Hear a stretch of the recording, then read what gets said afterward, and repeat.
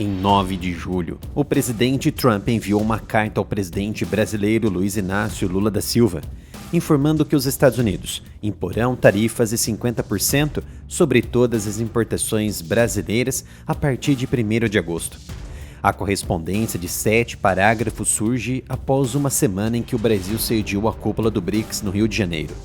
A carta cita o julgamento em andamento no país contra o ex-presidente Jair Bolsonaro, preocupações sobre a suposta censura de plataformas de mídia dos Estados Unidos e as políticas comerciais brasileiras que supostamente levaram a déficits comerciais insustentáveis em relação aos Estados Unidos. A carta também destaca que as tarifas podem ser aumentadas se o Brasil responder na mesma moeda. Isso foi alertado pelos Estados Unidos na sequência da cúpula do BRICS, uma aliança que inclui principalmente Brasil, China, Rússia e Irã. O presidente Trump disse que poderia impor uma tarifa de até 10% extra a todos os países do BRICS, devido a uma suposta tentativa dentro da aliança de substituir ainda mais o dólar como padrão transacional. Mas então, ao invés de mediar a situação, um comunicado de imprensa foi emitido e assinado pelo presidente Lula após uma audiência de emergência com ministros e afirmou que qualquer medida para aumentar tarifas unilateralmente será tratada com a Lei de Reciprocidade Econômica Brasileira. A Lei de Reciprocidade, que entrou em vigor muito recentemente, autoriza o presidente brasileiro a adotar contramedidas na forma de restrições tarifárias sobre importações, suspensão de obrigações assumidas pelo Brasil em acordos comerciais e suspensões e concessões relativas a direitos de propriedade intelectual, em resposta a ações de certos países estrangeiros. Isso significa que, se ambos os países cumprissem suas promessas, uma sequência de imposições tarifárias poderia seguir, começando pelos 50% anunciados pelo presidente Trump. O que poderia estar ruim piorou. Em 15 de julho, o escritório do representante comercial dos Estados Unidos iniciou uma investigação sobre o Brasil sob a seção 301 da Lei de Comércio de 1974.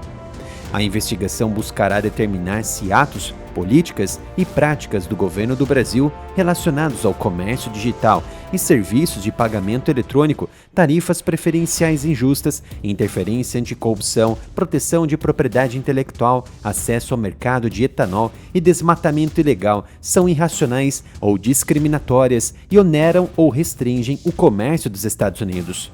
A seção 301 da Lei de Comércio de 74, conforme alterado pela Lei de Comércio, foi elaborada para abordar práticas estrangeiras desleais que afetam o comércio dos Estados Unidos. As tarifas de Donald Trump sobre o Brasil surgiram em meio a uma série de cartas a países definindo impostos de importação que entrariam em vigor no mês que vem, em agosto, depois que o presidente americano não conseguiu finalizar muitos acordos durante um período de negociação de 3 meses. O caso do Brasil foi único, pois não foi um dos países alvos das chamadas tarifas recíprocas mais altas em abril, e porque Trump citou circunstâncias políticas internas para justificar sua imposição. O Brasil também apresenta déficit comercial com os Estados Unidos, muito diferente ao alegado pelo próprio Estados Unidos, enquanto quase todas as outras metas tarifárias registram grandes superávites. A situação do Brasil é problemática. Os americanos são o segundo maior parceiro comercial do país, representando cerca de 12%, atrás somente da China, que tem uma participação bem maior, cerca de 26% das exportações brasileiras. Sanções penosas contra 12% do comércio brasileiro impactará substancialmente a economia e a política do país, que deve se tornar mais passivo com nações pertencentes ao BRICS, elevando ainda mais o seu comércio, por exemplo, com China e Rússia. A pergunta que fica é: o Brasil está caminhando para o processo de venezuelização? Sim. Como isso está acontecendo no país tão rico em recursos? Basta olhar para a Venezuela, amiga fiel da Rússia e da China. O Brasil entrou oficialmente em processo de deterioração econômica, social e política semelhante ao ocorrido na Venezuela nas últimas décadas.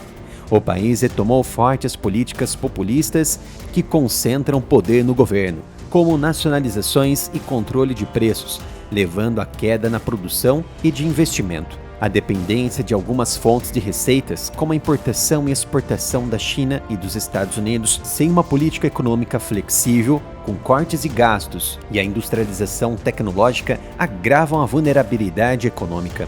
A inflação e o aumento dos impostos já começaram, causando desvalorização da moeda e escassez de bens. A repressão política e a erosão das instituições democráticas geram instabilidade e perda de confiança.